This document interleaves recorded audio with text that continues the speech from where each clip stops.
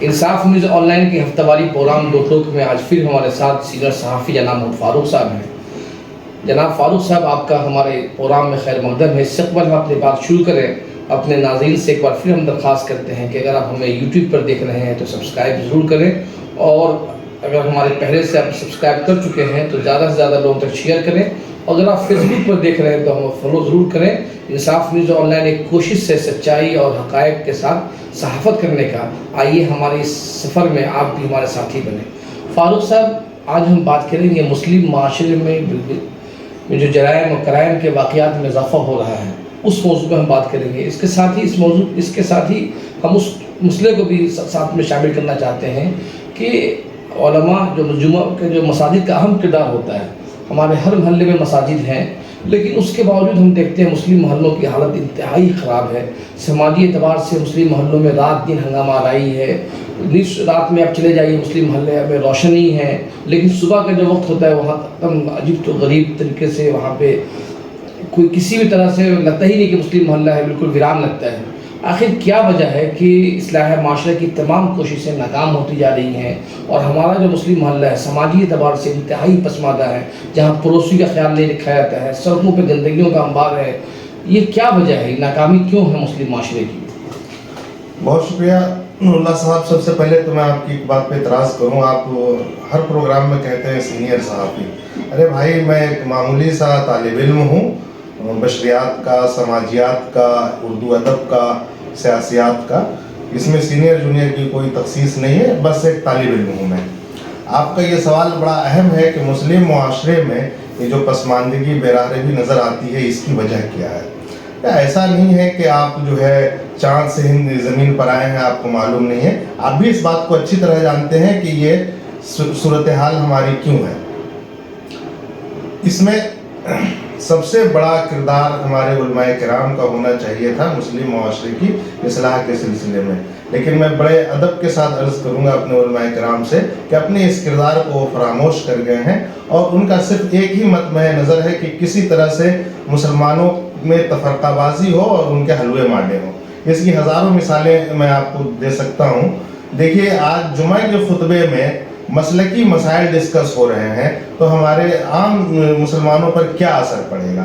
اس میں اخلاق کہاں سے پیدا ہوگا، وہ کردار کہاں سے آئے گا جسے حضور صلی اللہ علیہ وسلم لے کر کے آئے تھے؟ آپ یہ بتائیے، آپ کے محلے میں بھی جمعہ کے خطبات ہوتے ہیں، وہاں اصلاح معاشرے کے سلسلے میں کوئی بات چیت نہیں ہوتی ہے۔ ہونا تو یہ چاہیے تھا کہ ہمارے خطیب حضرات منبر پہ جاتی کے ساتھ ہی وہ باتیں شروع کریں جو اپنے محلے میں دیکھ رہے ہیں۔ اپنے محلے کی اصلاح کے بجائے وہ پتہ نہیں کہاں سے قصے کہانی لے کر کے آتے ہیں، سنانے لگتے ہیں کہ عشاء کی نماز سے اور کئی اگلے عشاء تک لوگوں نے نماز پڑھا۔ ارے بھیا، آپ کے محلے میں لوگ کھڑے ہو کر کے مسلمان پیشاب کر رہے ہیں، ان کی طرف توجہ دیجیے نا۔ وہ کہانی آپ کیوں سنا رہے ہیں جو ایک تو عقل قبول نہیں کرتی ہے، دوسری بات کہ فی زمانہ اس پر کوئی عمل بھی نہیں کر سکتا ہے۔ تو چاہیے کہ حضرت امام اور خطیب حضرات جمعے کے خطبے کا استعمال اس مد میں کریں کہ ہمارے نوجوانوں میں جو بےراہروی، بد اخلاقی، گفتار میں جو کراہیت پیدا ہو گئی ہے، اس کی طرف اصلاح ہو۔ آپ دیکھیے، آج ہی آپ کلکتے میں رہتے ہیں، کلکتے کے مسلم محلے توپسیا سے لے کر کے پھول بگان تک، راجہ بازار، بیلگچھیا اور کیا کیا جو بھی محلے ہوں، مٹیا بروج، خضر پور، اقبال پور، ان سب میں دیکھ لیجئے کہ وہ سڑک پر چلتا ہوا کوئی بھی بائک سوار حکومت کی حد کردہ پابندی سے اگر آگے جا رہا ہو، آگے جا کر کو پتہ چلے گا مسلمان ہے۔ ٹریفک پر تو میں ہو رہی ہو، آپ پتہ کیجئے جھگڑا کرنے والا مسلمان ہے۔ یہ 99% واقعات من گنہگار آنکھوں نے دیکھے ہیں۔ تو یہ اصلاح محلے سے شروع ہونی چاہیے۔ بنیادی ذمہ داری ہمارے ائمہ حضرات کی ہے جو جمعہ کا خطبہ دیتے ہیں اور پتہ نہیں کیا سمجھتے ہیں۔ لیکن فاروق صاحب، مجھے لگتا ہے کہ کسی معاشرتی خرابی کے لیے صرف ایک طبقے کو ذمہ دار ٹھہرا دینا کسی درجے میں ناانصافی ہوگی۔ میں اس لیے یہ بات بول رہا ہوں کہ آپ دیکھیے کہ ہمارا جو سیاسی لیڈرشپ ہے، بالخصوص کونسلر اور نچلی سطح کی لیڈرشپ ہے، وہ کون لوگ ہیں؟ اور انہی کے لوگ جو ہے غیر قانونی قبضے کر رہے ہیں، انہی کے لوگ جو ہے دکانیں لگوا رہے ہیں۔ اب مسلم محلہ میں چلنا دشوار، زیادہ قبضے ہیں، تو کیا اس کا کیسے اصلاح کیسے ہو سکتا ہے؟ یہ عذر لنگ ہے بھائی۔ یہ سب آپ کہیے گا کہ فلاں میرا لیڈر جو ہے بے ایمان ہے، چور ہے، اس وجہ سے ہم چور ہیں، ایسا نہیں ہوتا۔ نہیں، ہم ہی نہیں بولے ہم ہیں، لیکن آپ جیسے ہم لوگ عام طور پہ تنقید کا جو حد بناتے ہیں علماء کو بناتے ہیں، لیکن ہمیں دیکھنا پڑے کہ جو ہمارے علماء ہیں، جو مسجدوں میں جو امام ہیں، وہ کتنا بااختیار ہیں. نہیں، وہ سب سے زیادہ بااختیار ہے. آپ یہ دیکھیے ہمارے معاشرے میں جو عزت و احترام، جو تکریم ہمارے علماء کرام کو حاصل ہے، کسی کو نہیں حاصل ہے. ان کی بات لوگ توجہ سے سنتے ہیں، اس پر عمل کرتے ہیں. خوف خدا آج بھی لوگوں کے دلوں میں ہے، لیکن وہ جانتے ہیں کہ ہمارے علماء تو اس طرف نہیں بتا رہے، اس کا مطلب یہ ہم کر سکتے ہیں.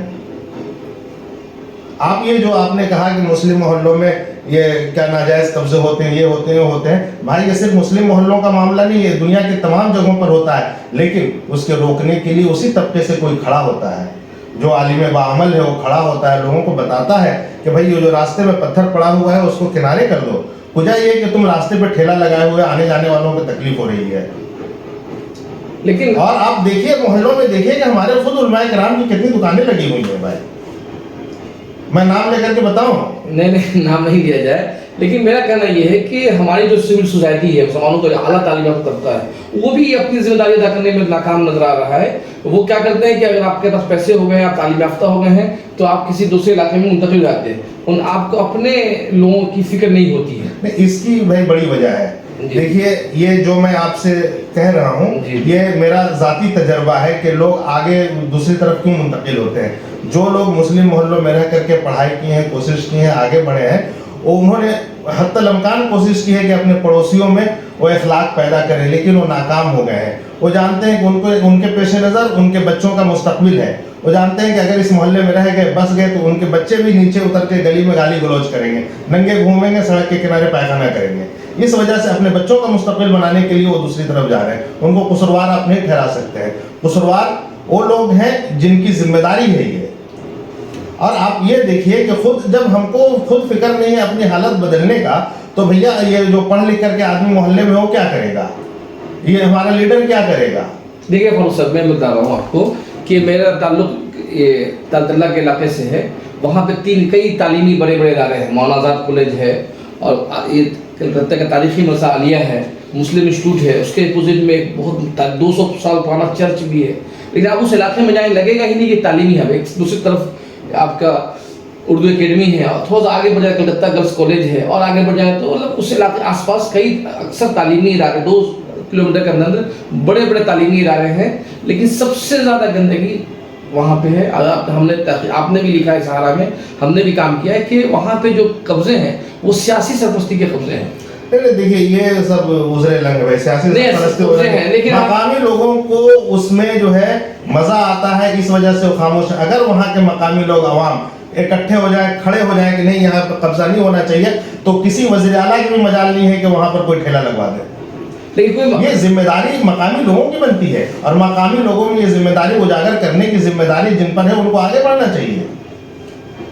آپ کی بات سچ ہے، لیکن کیا ہم یہ بتانا چاہ رہے تھے کہ آپ جو علماء ہم لوگ وہاں دیکھیے علماء کی تنقیدوں کا میں آپ سے عرض کروں کہ دیکھیے ہمیشہ پانی اوپر سے نیچے کی طرف بہتا ہے، ٹھیک ہے نا. اگر اوپر میں اچھائی ہو تو نیچے ڈھلکتے ہوئے عام لوگوں تک وہ اچھائی ہے. آپ کے توجہ میں اوپر میں ہی اگر برائی ہے، اوپر میں ہی کرپٹ ہے، بدعنوانی ہے، بد اخلاقی اور بد کرداری ہے، تو دھیرے دھیرے وہ نیچے کی طرف آ کر کے عام آدمی کو بھی بد کردار. دیکھیے مسلم انسٹیٹیوٹ سے جو وابستہ ہیں، جو صدر ہیں راجیہ سبھا کے ممبر پارلیمنٹ ہیں اور پاورفل ہیں.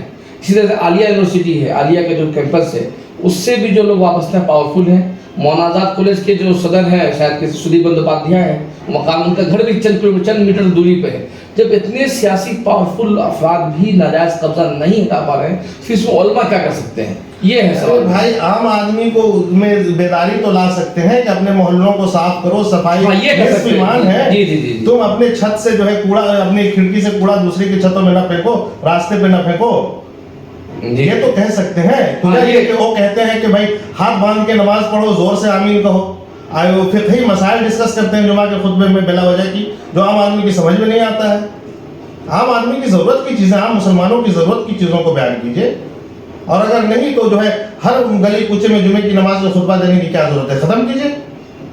ائمہ کرام سے مائک چھین لیجیے.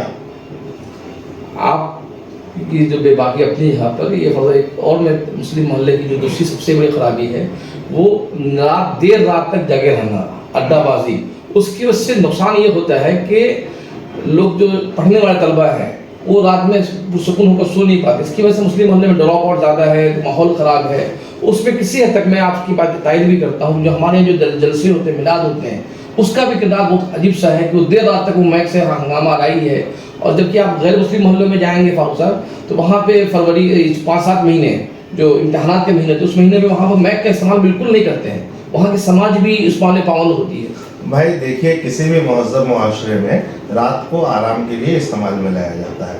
ہمارے یہاں جو ہے وہ کہتے ہیں نا کہ الٹی گنگا بہتی ہے. رات کو علم و کیا بولتے ہیں، علم و فضل کی دریا بہاتے ہیں ہمارے علماء کرام. اس وقت جب اللہ کے رسول صلی اللہ علیہ وسلم نے کہا کہ تم سو جاؤ، اب اس وقت اگر جو علم و فضل کی دریا بہائیں گے تو وہ علم جو ہے لوگوں کو اسی طرح لے جائے گا کہ ان کی صبح کربناک ہوگی، ان کی رات جو ہے بے خواب ہوگی. جو ہو رہا ہے ہمارے یہاں راتوں کو جو صورتحال ہے وہ انتہائی کربناک ہے. دنیا کے کسی بھی مہذب معاشرے میں یہ صورتحال نہیں ہے. یہ آپ نے ایک چیز کی طرف اشارہ کیا کہ جلسے ہوتے ہیں عشاء کے بعد اور فجر تک چلتے رہتے ہیں، اس کا بھی اس میں دین ہے. وہ علماء کرام جو بڑے بڑے جبہ و دستار پہنے ہوئے آتے ہیں، لاکھوں روپے کی فیس لیتے ہیں، انہیں یہ بھی معلوم ہوتا ہے کہ اس جلسے میں جو بجلی جل رہی ہے، جو قمقمے روشن ہے، وہ کس بجلی سے ہے. لیکن اس کے باوجود جو ہے وہ اخلاق اور پتہ نہیں کیا کیا وہ تقریر کرتے رہتے ہیں. ان کی تقریر کا کیا اثر ہوگا، لوگوں پر کیا اثر پڑے گا؟ اس کو ختم ہونا چاہیے سلسلہ. دوسرا ہم ایک اہم مسئلے تو آپ سے سوال پوچھ رہے ہیں کہ حالیہ دنوں میں توسیہ سے لے کر 95 گرام اور دیگر محلوں میں بھی ہم نے دیکھا کہ قتل کے واقعات زیادہ ہوئے ہیں مسلم محلوں میں، اور قاتل و مقتول دونوں مسلمان تھے. تو ایسے میں سوال یہ ہے کہ آخر کرائم کیوں بڑھ رہا ہے اس میں اور ہم نے جو تحقیق کیا ہے یہ پایا ہے کہ ان تمام کرائم کے پیچھے غیر قانونی تعمیرات کا ایک بڑا رول رہا ہے. بلڈر مافیاؤں کی آپسی رسا کشی کے شکار عام مسلمان ہو رہے ہیں. جو بیچارے جو قتل ہوئے ہیں عمومی طور پہ وہ 3rd-4th پوزیشن کے رہے ہیں. دیکھیے، یہ ایک بہت بڑا سماجی مسئلہ ہے مسلمانوں کا کلکتے میں، خاص کر کے رہائش کا مسئلہ. رہائش اتنا سنگین ہو گیا، یہ مسئلہ اتنا سنگین ہو گیا ہے کہ ابھی تو اور خون بہے گے. اب یہ صرف کلکتے کا ہی مسئلہ نہیں ہے، بلکہ میں سمجھتا ہوں کہ جہاں مسلمان ہیں وہاں کا یہ مسئلہ ہے. مسلمانوں کی جو ذہنیت ہے وہ سمٹ کر رہنے کی ہو گئی ہے. وہ گھیٹو کمیونٹی بن چکے ہیں. وہ ایک ہی چہار دیواری کے اندر رہنا چاہتے ہیں، اس سے باہر نہیں نکلنا چاہتے ہیں. خوف ان کے اندر یہ ہے کہ وہ باہر دوسرے علاقوں میں گئے، اگر مسلم علاقوں میں، تو ان کے ساتھ جو ہے معاملات بگڑ جائیں گے. تو ہمارے یہاں وہ زمین نہیں ہے، وہ کشادگی نہیں ہے کہ ہم زمین پر اس طرح پھیلیں. اس کا الٹا نتیجہ یہ ہو رہا ہے کہ ہم اوپر کی طرف جا رہے ہیں. اوپر کی طرف جا رہے ہیں تو رہائش مہنگی ہو رہی ہے. اسی حساب سے جو لوگ بنانے والے ہیں ان کی جیب بھاری ہو رہی ہے، اور اسی میں جو ہے منافع کے جھگڑے ہو رہے ہیں، منافع کے لیے اور آمدنی کے لیے تو قتل و خون تک نوبت آ رہی ہے. ضرورت اس میں حکومت کے عمل دخل کی ضرورت ہے. حکومت مسلمانوں کی رہائش کا کوئی معقول بندوبست کرے، اور مسلمانوں کو یہ چاہیے کہ مسلمانوں کی اس مسئلے کا باقاعدہ سروے کریں اور نکالیں کہ کتنے کلومیٹر پہ کتنی مسلم آبادی رہ رہی ہے، اور ایک انسان کو زندہ رہنے کے لیے کتنی جگہ کی ضرورت ہوتی ہے. اس حساب سے بستیاں بسائی جائیں. ہاں، یہ بات سچ ہے کہ ہر بڑے شہروں میں ہم نے دیکھا ہے کہ مسلم آبادی کی نئی کالونیاں آباد، چاہے آپ بمبئی چلے جائیں، دلی چلے جائیں، لیکن کلکتہ میں گزشتہ 40-50 سالوں میں مسلم کوئی بھی مسلم محلہ آباد نہیں ہوا. اگر جیسے 95 گرام ہوا بھی تو اس کی جو صورتحال ہے وہ انتہائی پوشیدہ حالت میں ہے. نہ وہاں اسکول ہے، نہ وہاں پانی ہے، کوئی بنیادی سہولیات لگتا ہی نہیں کہ یہ لوگ بھی ہندوستان کے شہری ہیں اور انہیں بھی ہندوستان کی ترقی کا حصہ بننا چاہیے. یہ اپنی جگہ پر. لیکن دوسرا میرا سوال آپ سے فاروق صاحب یہ ہے کہ آپ نے بہت اہم کھیتونائزیشن کی طرف توجہ دلائی ہے. آخر کیا وجہ ہے کہ ہمارے سماج میں جو مسلم لیڈرشپ ہے یا مسلم سول سوسائٹی ہے، مسلم تنظیمیں ہیں، مسلمانوں کی رہائش کے مسئلے پہ بات چیت نہیں کرتی؟ بھائی یہ بہت اچھا سوال کیا ہے آپ نے، اور یہ بہت نہیں، کسی حد تک تعلیم ہم نے بات کرتے ہیں، تعلیم کی بات میں نہیں کر رہا ہوں. دیکھیے، اس مسلمان جب کہا جاتا ہے تو اس کے پس منظر میں خود بخود اسلام چلا آتا ہے. ٹھیک ہے نا؟ یہ مسلمان جو ہیں اسلام کے نمائندے ہیں، لیکن میں بڑے ادب کے ساتھ آپ سے عرض کروں کہ آج کے مسلمان جو ہیں اسلام کی راہ میں سب سے بڑی رکاوٹ بنے ہوئے ہیں. مسلمانوں کا جو اخلاق ہے، جو کردار ہے، وہ ایسا نہیں ہے کہ دوسرے لوگ اس کو اپنائیں، اپنے قریب رکھیں. اس لیے دوسری بستیوں میں ہم کو رہنے نہیں دیا جا رہا ہے. ضرورت ہے کہ ہم اپنے اخلاق و کردار کو اس معیار پہ لائیں، کم سے کم ایک عام آدمی سمجھے کہ ہم انسان ہیں. ہمارے اندر بنیادی انسانی وصف نہیں رہا ہے. ہمیں تو اپنے گھر کے سامنے جوتا اتارنے تک کا شعور نہیں ہے. آپ دیکھیے، آپ کے محلے میں دیکھیے، آپ جس بلڈنگ میں رہتے ہیں اس کے مین گیٹ پہ جوتوں کا انبار لگا ہوا ہے. ہر گھر کے دروازے کے سامنے. تو جو یہ صورتحال ہو, سیوک سینس نہیں ہو, رہنے کا شعور نہیں ہو, تو دوسرے علاقوں میں آپ کو لوگ کیوں بسنے دیں گے؟ وہ نہیں چاہیں گے کہ ان کے یہاں یہ جو ہے گندگی پھیلے, غلاظت کا انبار لگے. یا ایک ایسی قوم کے لوگ آ کر کے بسیں جو ہے رات کو جاگتے رہیں, ان کے بچوں کو پریشانی ہو. تو یہ اپنے اندر یہ تبدیلی لانے کی ضرورت ہے کہ دوسرے ہم کو قبول کریں. فاروق صاحب, آپ نے اپریل یا مئی میں ایک رپورٹ آئی تھی کہ کلکتہ کارپوریشن کا جو سب سے مالدار بورو ہے وہ مٹیا برج والا بورو ہے, جو سب سے زیادہ انکم دیتا ہے, الگ ٹیکس کما کے کلکتہ کارپوریشن کو دیتے ہیں. لیکن ہم دوسری طرف دیکھتے ہیں کہ سب سے زیادہ کما کر دینے والا جو بورو ہے, وہاں سب سے زیادہ گندگی ہے, سب سے زیادہ غیر قانونی تجاوزات ہے, سب سے زیادہ بھیڑ ہے, دکانیں جو ہیں بے ہنگم طریقے سے ہے, وہاں پر بنیادی سہولیات نہیں ہے. ہم نے ایک رپورٹ بھی دیکھا کہ وہاں پہ آنکھ کی بینائی کا آپریشن ہوا, 10-12 آدمی اندھے ہو گئے, کیونکہ وہاں پر جو مشین استعمال کیا گیا تھا وہ بالکل بوسیدہ مشین تھی, اور ڈاکٹر بھی بہت لاپرواہی سے معاملہ کیا.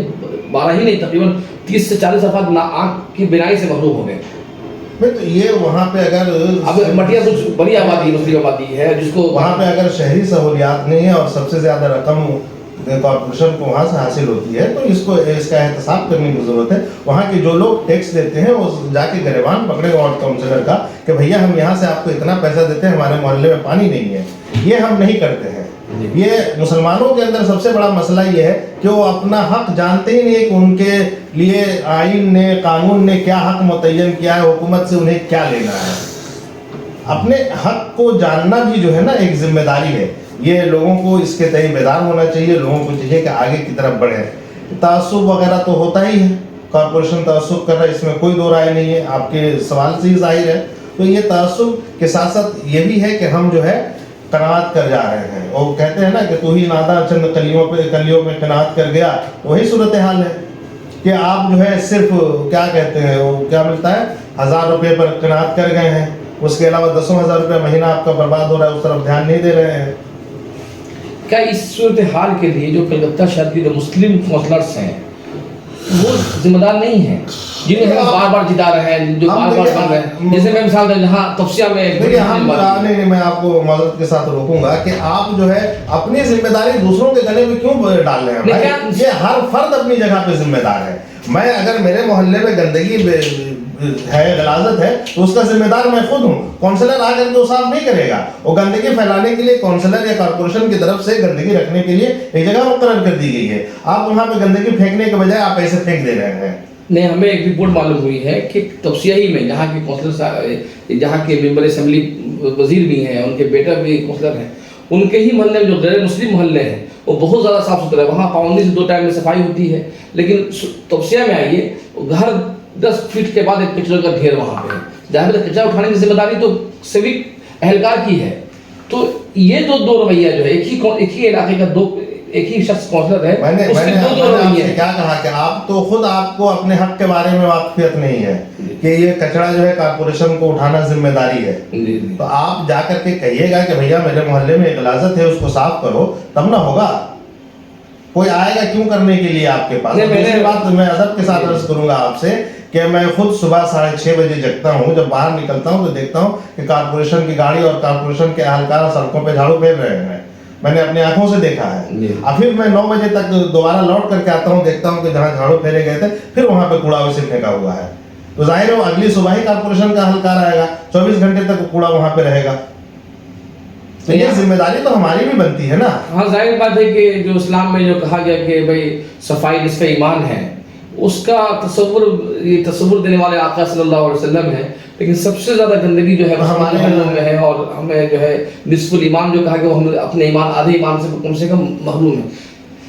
کیا اب میرا سوال, آخری سوال آپ سے فاروق صاحب, یہ کہ ان جو سماجی برائی ہم لوگوں نے, جس پہ ہم لوگوں نے ڈسکس کیا ہے تفصیل کے ساتھ, آپ نے بے باکی سے اپنی رائے بھی رکھی ہے, اس کے خاتمہ کے لیے ہمیں کس طرح کے اقدامات کرنے چاہیے؟ بھائی سب سے پہلے دیکھیں, انسان اگر خود بدلنا نہ چاہے تو اس کو دنیا کی کوئی طاقت بدل نہیں سکتی ہے. ہمیں چاہیے کہ نچلی سطح پر اترے اور صورتحال کا ادراک کرتے ہوئے لوگوں کے اندر بیداری لائیں کہ بھائی یہ صفائی, بنیادی چھوٹی چھوٹی بات بتائیں کہ صفائی رکھو, صحت کا خیال رکھو, تعلیم کی طرف توجہ دو. اپنے گھر کے سامنے جو یہ کیا چاؤمین اور آج کل تو ہزاروں طرح کے کھانوں کی دکانیں فاسٹ فوڈ دکانیں زیادہ کھل گئی لگی ہوئی ہیں، تو اس پر ذرا سا دھیان رکھو، توجہ دو، اس کو کہو کہ ایک دوسرا علاقہ مخصوص کر لے جہاں پہ ہو، تم اپنی آبادیوں کو صاف ستھرا رکھو، اس طرف دھیان دینے کی ضرورت ہے. اور ہمارے علماء کرام کو بھی چاہیے کہ وہ جو ہے اس بات کی ہر وقت تلقین کرتے رہیں. آپ کہنا چاہتے ہیں کہ مساجد جمعہ کا مساجد کو اصلاح کا مرکز بنائیے آپ، جمعہ کے خطبہ میں اس طرح کے موضوعات کو اس طرح کے کجا یہ کہ فقہی مسائل آپ کیوں ڈسکس کرتے ہیں بھائی؟ آپ جو ہے اصلاح معاشرہ کے معاملات اٹھائیے نا، اس میں کوئی قباحت ہے؟ صحیح بات، کوئی کوئی شرعی پابندی ہے کہ آپ اصلاح نہیں کر سکتے ہیں لوگوں کی؟ بھائی یہ دیکھیے کہ فقہی مسائل ڈسکس کرنے کے لیے حضور صلی اللہ علیہ وسلم نہیں تشریف لائے تھے. حضور صلی اللہ علیہ وسلم کی آمد کا مقصد یہ تھا کہ لوگوں کا اخلاق بلند کرے. بنیادی ذمہ داری جو اللہ نے نبی کریم صلی اللہ علیہ وسلم یا انبیاء کرام کو دی ہے وہ یہی ہے کہ وہ جو ہے کیا کہتے ہیں، وہ بشیرون و نذیر ہیں. جی بشارت دیتے ہیں اور ڈراتے ہیں، مکارم الاخلاق ہے. جی تو اب اخلاقی وصف کو بلند کرنے کی کوشش کیجئے نا. جب یہ وصف بلند ہوگا تو فقہی جھگڑے بھی ختم ہو جائیں گے. بہت بہت شکریہ. آج ہم نے ایک بہت بڑے سماجی مسائل پر بات چیت کی، اور اس طرح کے ایشوز پر زیادہ بات کرنے کی ضرورت ہے کہ جب تک ہمارا مسلم معاشرہ اور محلہ مثالی نہیں بنے گا اس وقت تک ہم کسی دوسرے کے لیے آئیڈیل نہیں بن سکتے ہیں. اور ہم ایک طرف دعویٰ کرتے ہیں کہ ہم نبی رحمت کی امت ہیں اور ہم ایک مثالی امت ہیں، لیکن دوسری طرف ہمارا کردار انتہائی گھنونا، شرمناک اور بدبودار بھی ہے، اس کو ہم بول سکتے ہیں. تو ہمیں اپنے سماج میں تبدیلی لانے کے لیے سب سے پہلے ہمیں اپنی طرف سے اپنے ساتھ اپنے ذریعے شروعات کرنے کی ضرورت ہے. خود اپنے آپ میں بدلے، اپنے گھر کو بدلے، اپنے معاشرے کو بدلے، اپنے محلے کو بدلے، تب جا کے سماج بدلے گا. اور اس پورے تبدیلی کے عمل میں مساجد جو ہے ایک اہم کردار ادا کر سکتا ہے. اور بالخصوص جمعہ کا خطبہ جو ایک اہم خطبہ ہے، اس خطبے میں اگر موضوع بنا لیا جائے تو مجھے کوئی ایسا نہیں ہے کہ سماج میں تبدیلی نہیں آئے. فاروق صاحب بہت بہت شکریہ آپ کا. بہت شکریہ.